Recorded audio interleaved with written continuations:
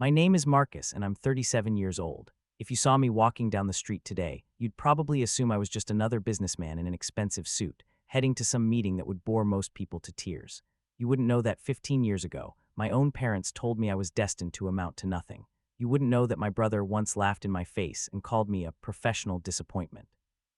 And you certainly wouldn't know that the quiet, unassuming kid they wrote off as a failure now controls more wealth than their entire social circle combined. But I'm getting ahead of myself. Let me start from the beginning, because this story isn't just about money or revenge.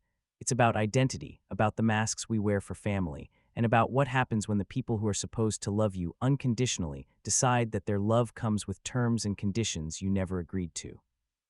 I grew up in a suburb outside of Philadelphia, the kind of neighborhood where every house had a manicured lawn and every family had something to prove. My father, Dr. Richard Townsend, was a cardiologist with a reputation that preceded him wherever he went. My mother, Catherine, was a former nurse who had given up her career to raise us, though she never let anyone forget the sacrifice she'd made. And then there was my older brother, Daniel, the golden child, the heir apparent, the one who could do no wrong. From the moment Daniel was born, 3 years before me, he was destined for greatness. At least, that's what my parents decided. He was going to be a doctor, just like our father. He was going to carry on the family legacy. He was going to make them proud in ways that could be measured and displayed, framed diplomas on walls and prestigious titles before his name. I, on the other hand, was the afterthought, the accident, as my mother once drunkenly admitted at a family gathering when she thought I was out of earshot. The child who complicated their perfect three-person unit and demanded resources that could have been funneled entirely into Daniel's future. I don't say this to garner sympathy. I say it because context matters. When you understand that I was never supposed to be part of their plan, everything else starts to make sense. Growing up, I was interested in things that didn't fit the mold my parents had created. While Daniel studied biology and chemistry, preparing for his inevitable medical career, I was fascinated by computers, by code, by the way you could create something from nothing using just logic and imagination. I spent hours in my room, teaching myself programming languages, building simple games, taking apart old electronics just to see how they worked. My parents didn't understand it. More importantly, they didn't want to understand it. "That's not a career, Marcus," my father would say, barely looking up from his medical journals. "It's a hobby, a distraction. You need to focus on something practical." "Your brother has his whole life planned out," my mother would add, her voice carrying that particular mix of disappointment and condescension that I would come to know intimately over the years. "Why can't you be more like him?" The comparisons were constant, relentless, suffocating. Daniel got straight A's, so my B's were failures. Daniel played tennis at the country club, so my preference for chess was antisocial. Daniel had friends from good families, while my small circle of fellow nerds was an embarrassment my parents hoped I'd outgrow. By the time I was 16, I had stopped trying to earn their approval. It was like trying to fill a bucket with a hole in the bottom. No matter what I did, it would never be enough because I wasn't Daniel, and that was my original sin. But here's the thing about being ignored and underestimated. It gives you space. While my parents were busy attending Daniel's tennis matches and celebrating his early acceptance to Johns Hopkins, I was quietly building something in the shadows. I had started freelancing as a web developer, taking on small projects for local businesses who needed websites but couldn't afford the big agencies. By the time I was 17, I was making more money than most of the adults in my neighborhood made from their allowances for their kids. I never told my parents. What was the point? They would have dismissed it as a phase, or worse, demanded I focus on real academics instead. So I kept my mouth shut, deposited my earnings in an account they didn't know existed, and watched my balance grow while they continued to see me as a directionless failure. The real breaking point came during my senior year of high school, when it was time to talk about college. Daniel had graduated from Johns Hopkins the year before and was already in medical school, well on his way to becoming the doctor our parents had always envisioned. Now it was my turn to prove myself, and my parents had very specific expectations. "You'll apply to pre-med programs," my father announced one evening at dinner, as if he were simply informing me of the weather. "Your grades aren't ideal, but with some strategic applications and perhaps a few recommendation letters from my colleagues, we can get you into a decent program." I stared at him, my fork frozen halfway to my mouth. I don't want to be a doctor. The silence that followed was deafening. My mother's wine glass paused mid-sip. Daniel, who had come home for the weekend, smirked from across the table. My father's expression shifted from casual authority to something colder, harder. Excuse me. I want to study computer science, I said, forcing my voice to stay steady. I've been coding for years and I'm good at it, really good. There are programs at Stanford, MIT, Carnegie Mellon.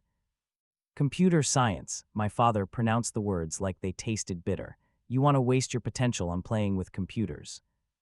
It's not playing, Dad, It's a fad, he interrupted. A bubble that's going to burst any day now. You think people are going to be staring at screens forever. This internet thing, it's not sustainable. Medicine, on the other hand, has been around for thousands of years. People will always need doctors. Richard's right, my mother chimed in, setting down her glass. Besides, what kind of life would you have? Sitting in some dark room, typing away like a hermit. You'd never meet anyone, never build a family, never achieve anything meaningful. Daniel laughed, a short, sharp sound that cut through the tension. Let him try it, Mom. He'll come crawling back in a few years when he realizes he can't make a living playing video games. I looked at each of them in turn, seeing clearly for the first time the roles we all played in this family drama. My father, the patriarch whose word was law. My mother, the enabler who smoothed over his harshness with her own brand of subtle cruelty. Daniel, the golden child who had learned to use his status as a weapon. And me, the black sheep, the cautionary tale, the perpetual disappointment. I'm not going to medical school, I said quietly, and I'm not asking for your permission. My father's face turned a shade of purple I'd never seen before. If you walk away from this family's expectations, don't expect us to support you. No tuition money, no living expenses, nothing. You want to throw your life away on this computer nonsense. You can do it on your own dime. I stood up from the table, my chair scraping loudly against the hardwood floor. Fine, I said, I will. And I walked out of that dining room, out of that house, and into a future that none of them could have possibly imagined. The next few years were hard. I won't pretend they weren't. I had saved enough from my freelancing work to cover my first year of community college, where I took every computer science course they offered. I lived in a tiny studio apartment, worked part-time at an electronics repair shop, and coded late into the night, building projects that no one asked for and everyone would eventually need. My parents, true to their word, cut me off completely. No phone calls on holidays, no invitations to family gatherings. When my grandmother asked about me, they told her I was finding myself, which was their polite way of saying I had become an embarrassment they preferred not to discuss.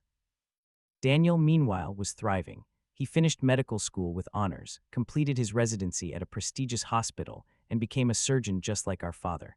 He got married to a woman from another wealthy family, bought a house in the same neighborhood where we grew up, and stepped seamlessly into the role of the family's star player. I heard about all of this secondhand, through occasional conversations with my grandmother, the one family member who hadn't given up on me entirely. She was my father's mother, a sharp, stubborn woman who had never quite approved of how her son raised his children. She called me every few weeks, filling me in on family gossip and asking about my life with genuine interest. Your father talks about Daniel like he invented medicine, she told me once, her voice crackling slightly over the phone. But I've seen you, Marcus. I've watched you since you were a little boy, taking things apart and putting them back together. You've got a different kind of genius. Don't let them make you forget that.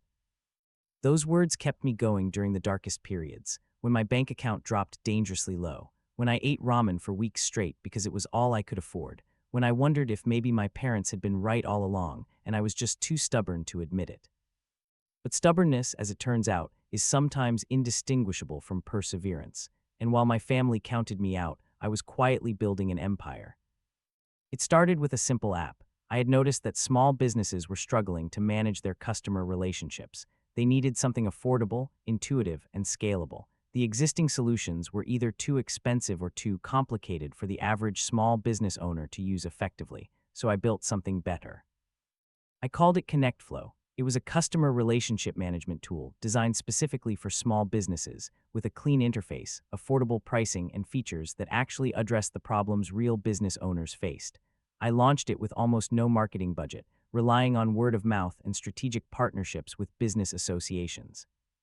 Within 6 months, I had 10,000 users. Within a year, I had 100,000. By the time I turned 25, ConnectFlow was generating several $1 million in annual revenue, and I was receiving acquisition offers from tech giants who wanted to absorb my creation into their ecosystem. I turned them all down, not because I wasn't tempted by the money, but because I had bigger plans. I used the revenue from ConnectFlow to invest in other startups, to acquire smaller companies that complemented my vision, to build a portfolio of tech ventures that most people had never heard of but relied on every day. By 30, I was worth more than I could have imagined when I walked out of my parents' dining room 14 years earlier. I had a penthouse in Manhattan, a vacation home in the Bahamas, and enough passive income to fund my lifestyle several times over without ever working another day in my life. But here's what I didn't have: recognition from my family, because through all of this, I had kept my success completely hidden from them. It wasn't that I was ashamed of what I'd built, far from it, but I had learned early on that my family's approval was a currency I no longer wanted to trade in. If I had called them up to brag about my accomplishments, they would have found ways to diminish them. They would have pointed out that tech was volatile, that I probably just got lucky, that real success meant becoming a doctor or a lawyer or something equally respectable. So instead, I stayed silent. I visited my grandmother occasionally, always in modest clothing, always driving a rental car, never mentioning the extent of what I'd achieved. She knew I was doing well. I had told her enough to put her mind at ease, but even she didn't know the full picture. As for my parents and Daniel, they continued to live in blissful ignorance. The few times my name came up in family conversations, according to my grandmother, it was always in the context of what a shame it was that I had thrown away my potential.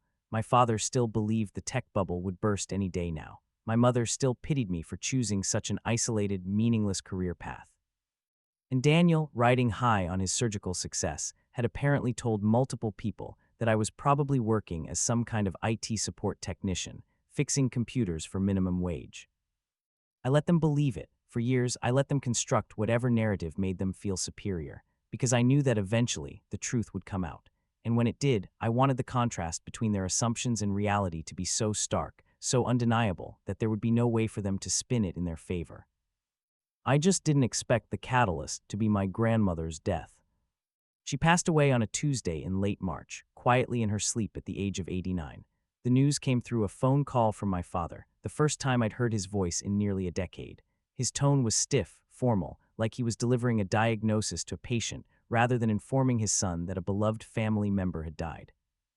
"The funeral is Saturday," he said. "You should come, for appearances if nothing else." For appearances, not because he wanted me there, not because we were family, but because it would look strange if the black sheep didn't show up to mourn his own grandmother. I agreed to attend, if only because I owed it to her. She had been the only one who believed in me when everyone else had given up. The least I could do was say goodbye properly. The funeral was held at a small church in our hometown, the same one my family had attended since before I was born. I arrived early, parking my rented sedan in the back of the lot, wearing a simple black suit that looked expensive but not ostentatious. I wanted to blend in, to observe, to see how my family had changed in the years since I'd last seen them. They were already there when I walked in, clustered together in the front pew like a portrait of the perfect grieving family. My father, grayer now but still carrying himself with that same arrogant posture. My mother, thinner than I remembered, her face pinched with something that might have been genuine sorrow. And Daniel, sitting next to a blonde woman I assumed was his wife, looking appropriately solemn while occasionally checking his phone when he thought no one was watching. I slipped into a pew near the back, nodding to a few distant relatives who vaguely recognized me. My grandmother's casket was positioned at the front of the church, surrounded by flowers that seemed too bright, too cheerful for the occasion. The service was respectful but impersonal. The pastor spoke about eternal life and God's plan, generic phrases that could have applied to anyone. My father gave a eulogy that focused more on his own relationship with his mother than on who she actually was as a person. Daniel read a passage from the Bible without any visible emotion. No one asked me to speak. No one even acknowledged that I was there. After the service, there was a reception at my parents' house. I debated skipping it entirely, but something compelled me to go. Maybe it was the sense that this was the end of something, the final chapter of my connection to this family. Or maybe I just wanted to see, one last time, the world I had chosen to leave behind. The house hadn't changed much since my childhood. The same furniture, the same paintings on the walls, the same oppressive atmosphere of expectations and judgment. Relatives mingled in the living room, balancing plates of catered food while exchanging hushed condolences. I grabbed a glass of water and positioned myself near the edge of the room, watching the drama unfold like a detached observer. It didn't take long for Daniel to find me.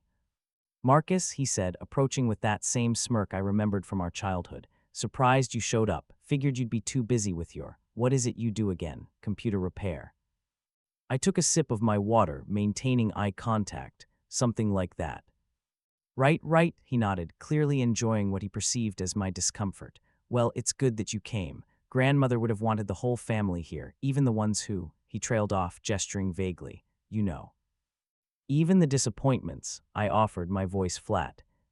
Your words, not mine, he laughed, clapping me on the shoulder. But hey, no hard feelings. We can't all be surgeons, right? Someone has to fix the copy machines.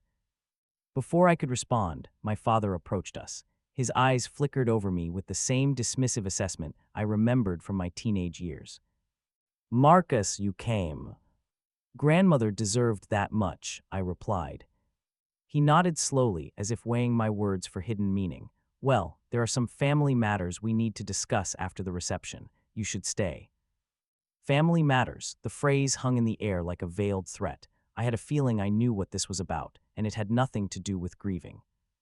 2 hours later, after the last of the distant relatives had offered their condolences and departed, I found myself sitting in my father's study with him, my mother, and Daniel. The room smelled like leather and old books, a space designed to intimidate visitors and remind them who held power in this household. My father sat behind his massive desk, my mother in a chair beside him. Daniel lounged on a leather couch, while I took the single chair facing them all, feeling distinctly like a defendant awaiting judgment. As you may know, my father began, steepling his fingers, your grandmother left behind a significant estate. Properties, investments, personal effects. Most of it has been allocated according to her wishes, as specified in her will. I nodded, unsure where this was going. The primary residence, the house she lived in, has been willed to Daniel and his wife. Given that Daniel has been the most present in her life these past years, and that he has a growing family that needs the space, this seemed appropriate. I glanced at Daniel, who was studying his fingernails with practiced nonchalance. There's also a summer cottage upstate, my father continued. That goes to your mother and me. We plan to use it as a weekend retreat. And Marcus, my mother interjected, her voice carrying a hint of condescension. Your grandmother wanted you to have her book collection. She said you always appreciated literature. Her book collection, a few shelves of worn paperbacks and some old encyclopedias, compared to 2 valuable properties, it was laughable. That's very generous, I said, keeping my voice carefully neutral. There's one more thing, my father said, and something in his tone made me sit up straighter. The beach house in Cape May, the one grandmother bought 30 years ago. I knew the house he was talking about. My grandmother had taken me there every summer when I was young, just the 2 of us, away from the constant comparisons and criticism. It was where I had learned to code, sitting on the back porch with my first laptop while the ocean waves provided a soothing soundtrack. That house held more memories for me than anywhere else in the world. She willed it to you, my father said, the words clearly causing him physical discomfort. Specifically, exclusively to you, with a clause stating it cannot be sold without your explicit written consent. I stared at him, genuinely surprised. My grandmother had never mentioned this to me. However, my father continued, his voice hardening, we've been discussing this as a family, and we believe it would be more practical for the property to go to Daniel. He has a family, after all, children who could use a beach house for vacations. You're single, presumably still struggling financially, And what? I interrupted, a cold anger beginning to simmer beneath my calm exterior. And it doesn't make sense for you to hold on to a property you can't afford to maintain, Daniel chimed in, leaning forward. Look, Marcus, we're not trying to screw you over. We're just being practical. I'll give you fair market value for it. Cash. More money than you've probably seen in your life. I looked at each of them in turn, my father's arrogant certainty, my mother's dismissive half-smile, Daniel's patronizing smirk, and I felt something click into place inside me. For years, I had accepted their narrative about me. I had let them believe I was a failure because it was easier than fighting them. But sitting in that study, listening to them try to take the one thing my grandmother had specifically wanted me to have, I realized that silence was no longer an option. The beach house isn't for sale, I said quietly. Marcus, be reasonable, my mother started. I am being reasonable. Grandmother wanted me to have it. She put a clause in her will specifically to prevent this exact conversation. The answer is no. Daniel's smirk faded. You're being selfish. What are you going to do with a beach house? You probably can't even afford to. To what? I leaned forward, meeting his gaze. Afford to maintain it, pay the property taxes, handle the upkeep. Well, yes, he said, momentarily thrown off by my directness. Let me ask you something, Daniel. Do you know what a liquidity event is? He blinked. What does that have to do with anything? Because last year I had one. A company I founded was acquired for a significant sum. Not significant by your standards, maybe. I know surgeons make good money, but by most people's standards, life-changing. The room went very quiet. What company? My father asked, his voice sharp. You wouldn't have heard of it. It's in the tech industry. The bubble that was going to burst any day now, remember. I watched the color drain from my father's face as he tried to process what I was saying. How much? Daniel demanded, his composure cracking. I smiled, a small, cold smile that didn't reach my eyes. Enough to buy this house. Enough to buy every house on this street. Enough to make the beach house look like a rounding error in my portfolio. My mother's mouth opened and closed without producing any sound. My father gripped the arms of his chair like he was trying to prevent himself from falling over. You're lying, Daniel said, but his voice had lost its confidence. Am I? I reached into my jacket pocket and pulled out my phone. Would you like to see my brokerage account, my real estate holdings, the quarterly reports from the 6 companies I currently own majority stakes in? No one moved. I didn't think so. I stood up, smoothing my jacket.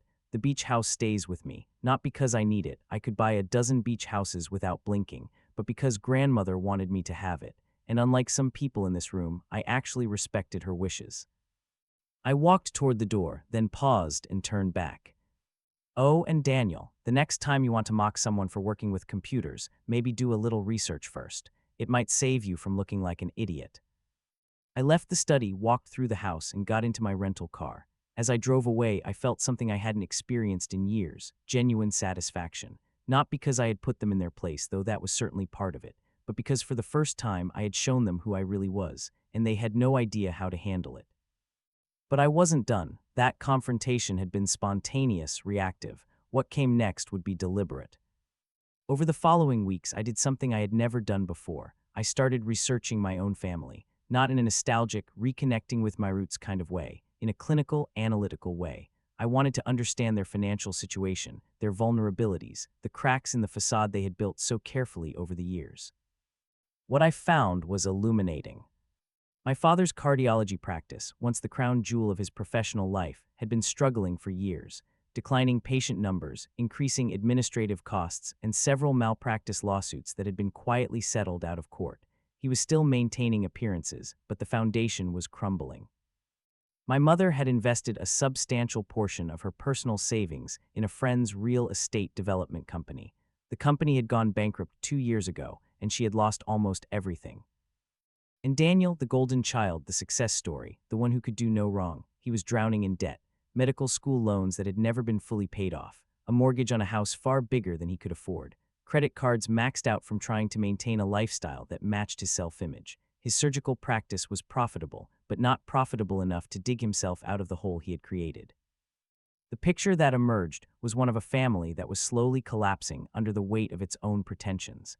They had spent so many years maintaining appearances, proving to the world that they were successful and prestigious, that they had neglected the actual substance behind the image. I could have walked away at that point. I could have taken my beach house, my millions, my companies, and simply lived my life without ever thinking about them again. They would have eventually imploded on their own, and I could have watched from a comfortable distance as karma did its work. But then I discovered what they had done, and walking away was no longer an option.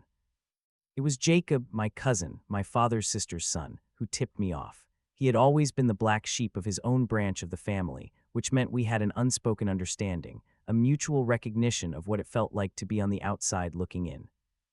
Marcus, he said during one of our occasional phone calls, I don't know if you've heard, but there's been some talk at family gatherings. About you, about the beach house, he hesitated, about what happened at the funeral. I'm sure there has been, I replied. Let me guess, I'm the ungrateful failure who refused to help the family.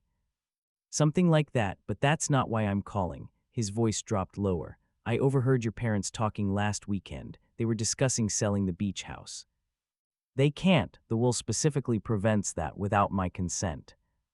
I know, but they were talking about finding a way around it. Your mother mentioned something about contesting the will, claiming your grandmother wasn't of sound mind when she wrote it. Your father said they had a lawyer looking into it. I felt a cold anger begin to spread through my chest. They're trying to steal my inheritance."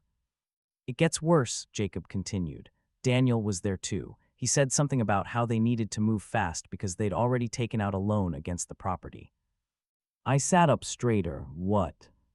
"I don't understand all the details, but apparently Daniel convinced your parents to put the beach house up as collateral for a loan, to help him with some financial problems he's been having. They didn't think you'd ever find out because they assumed you'd eventually agree to sell it anyway, and the loan would be paid off from the sale proceeds." I was silent for a long moment, processing the implications of what Jacob was telling me. "They took out a loan against a property they don't own," I said slowly. "Using forged documents or fraudulent claims, that's not just unethical, that's criminal. I know, that's why I'm telling you. Whatever you decide to do with this information, I figured you deserved to know." After I hung up with Jacob, I sat in my home office for over an hour, staring out the window at the Manhattan skyline. The sun was setting, casting long shadows across the city, and I watched the light fade while my mind worked through the possibilities. They had crossed a line, not just the line of family loyalty that had been crossed years ago, but a legal line, a boundary that even I hadn't expected them to violate. They had committed fraud, using property that belonged to me to secure a loan that benefited Daniel. If the loan defaulted, which seemed increasingly likely given Daniel's financial situation, the beach house would be seized. My grandmother's house, the one place in the world that held genuine happy memories for me. I could have gone to the authorities immediately, filed a police report, hired a lawyer, dragged them through the legal system until they were exposed and punished. But that felt too straightforward, too reactive. They had spent years building a narrative about me as the family failure. I wanted to dismantle that narrative completely before I made my move. So I started making calls. The first call was to my legal team. I had 3 lawyers on retainer for various business matters, and I explained the situation in detail, providing them with everything Jacob had told me. They confirmed what I already suspected. My parents and Daniel had likely committed bank fraud, forgery, and possibly theft by deception. These were serious crimes with serious consequences. But I told them to hold off on taking any action, not yet. The second call was to a private investigator I had used before for business due diligence. I asked him to dig deeper into my family's financial situation, to find every skeleton in every closet, to give me a complete picture of their vulnerabilities. The third call was to the editor of a prominent business publication who had been asking to do a feature on me for years. I had always declined, preferring to keep my success private. But now, I agreed to a comprehensive interview on the condition that it wouldn't be published until I gave the word. Over the next 3 months, I gathered everything I needed. The private investigator delivered a report that was even more damning than I had expected. Not only had my parents taken out the fraudulent loan, but they had also been systematically hiding assets from the IRS for years. Daniel's medical practice had several irregularities that suggested insurance fraud, and my mother's failed investment in the real estate company. She had known it was failing when she convinced several of her friends to invest as well, friends who had lost their savings, while she had quietly transferred her own money out before the collapse. This wasn't just a family that had treated me poorly. This was a family built on deception, fraud, and exploitation, and they had convinced themselves that they were the good ones, the successful ones, the respectable members of society. While all this was coming together, I made a few strategic moves of my own. First, I acquired the bank that held the fraudulent loan on my beach house. It wasn't a large bank, a regional institution with about 30 branches, but it had been struggling financially, and my offer was generous enough that the board accepted almost immediately. As the new majority owner, I had access to all of their loan records, including the one my family had taken out. Second, I acquired the hospital where Daniel worked. This was more complicated, involving negotiations with a healthcare conglomerate that had been looking to divest some of its assets. But after several months of back and forth, I emerged as the majority shareholder of a hospital network that included the very building where my brother performed his surgeries. Third, I invested in my father's medical practice. Not directly, that would have raised too many red flags, but through a series of shell companies that made it impossible to trace the investment back to me. I became, without anyone knowing, the largest creditor of the practice that my father had built his entire identity around.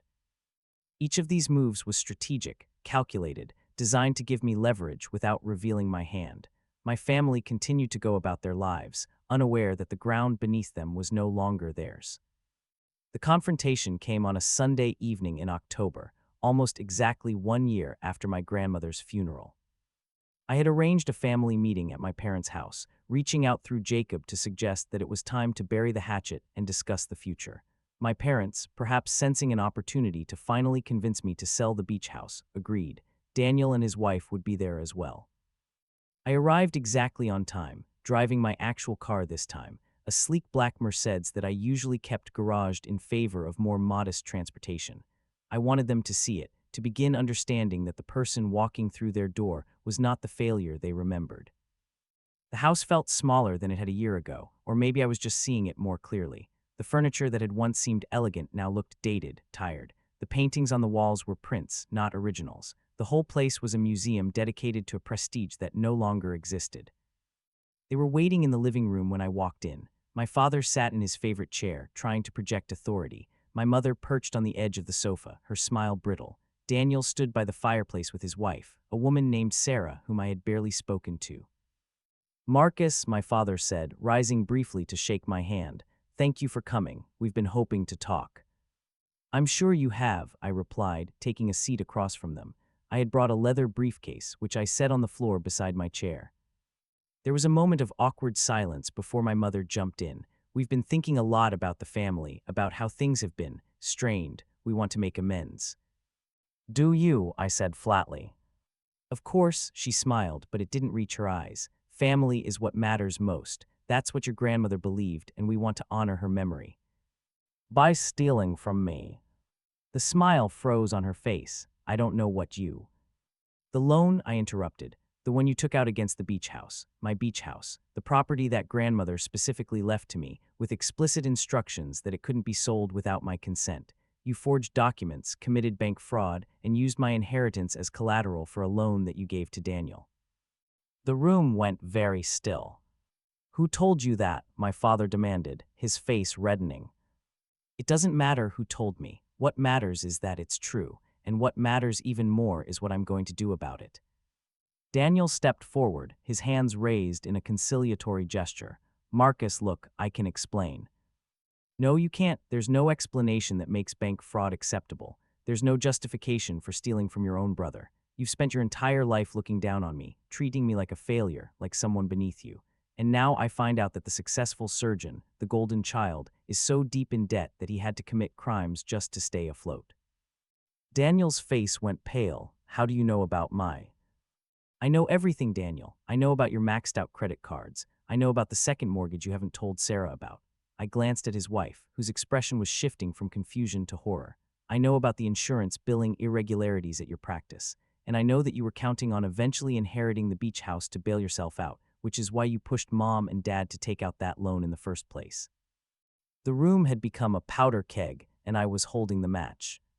"This is ridiculous," my father sputtered. "You're just trying to intimidate us. You can't possibly—" "Can't I?" I reached down and opened my briefcase, pulling out a stack of documents. "Let me show you what I can do." I laid the papers out on the coffee table, one by one. "This is the deed to the bank that holds your fraudulent loan. I own it. Every branch, every account, every loan in their portfolio, including yours." My mother's hand went to her chest.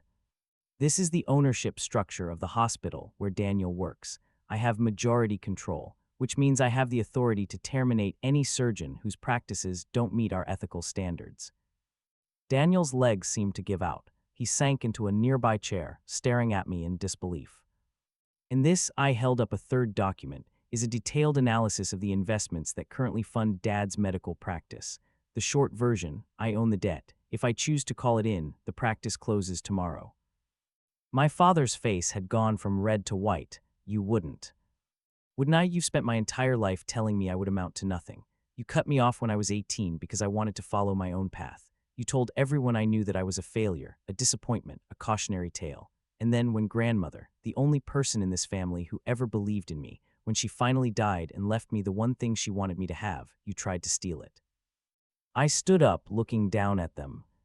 "So here's what's going to happen. I'm going to walk out of this house, and I'm not coming back. Not for holidays, not for weddings, not for funerals. You will never contact me again, never speak my name, never pretend that I'm still part of this family. In exchange, I will not go to the authorities with what I know. I will not have Daniel arrested for fraud. I will not destroy Dad's practice. And I will not call in the loans that would leave all of you bankrupt and homeless." I paused, letting the weight of my words settle over them. But if any of you ever tries to contact me, ever tries to take anything that's mine, ever tries to spin some new narrative about how I wronged you, I will release everything. To the police, to the press, to every professional organization you've ever been affiliated with. And I will do it without hesitation, without remorse, and without giving you a single chance to explain. The silence that followed was absolute. I gathered my documents, placed them back in my briefcase, and walked toward the door. As I reached for the handle, my mother's voice stopped me. "Marcus, please, we're your family." I turned back, looking at her with something that wasn't quite pity, wasn't quite contempt, something in between. "No," I said quietly, "you're the people who happen to share my DNA. Family is something different. Family is people who support you even when they don't understand your choices. Family is people who show up when you need them, not when they need something from you. Family is my grandmother, who saw something in me when no one else did and made sure I knew I was worth believing in." I opened the door and stepped onto the porch. "She was my family, you're just strangers." And I walked out into the night, closing the door on 37 years of pretending that I belonged somewhere I never did. The aftermath played out over the following months, though I watched it mostly from a distance. My father's practice limped along for a while before he finally admitted he needed to retire. The official story was that he was stepping back to enjoy his golden years, but the whispers in the medical community told a different tale.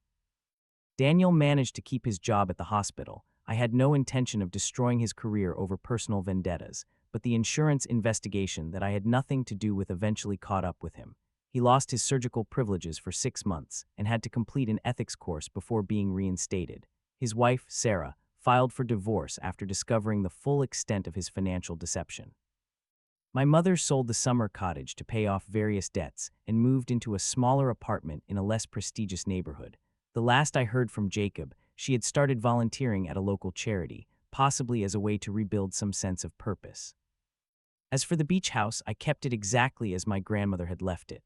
I went there on weekends sometimes, sitting on the same porch where I had taught myself to code all those years ago, listening to the waves and remembering the woman who had seen me clearly when everyone else had looked right through me.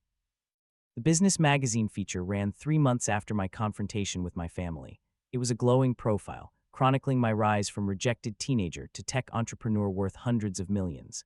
The journalist had done her homework, and the article included quotes from colleagues who praised my vision, my integrity, my willingness to take risks that others dismissed as foolish.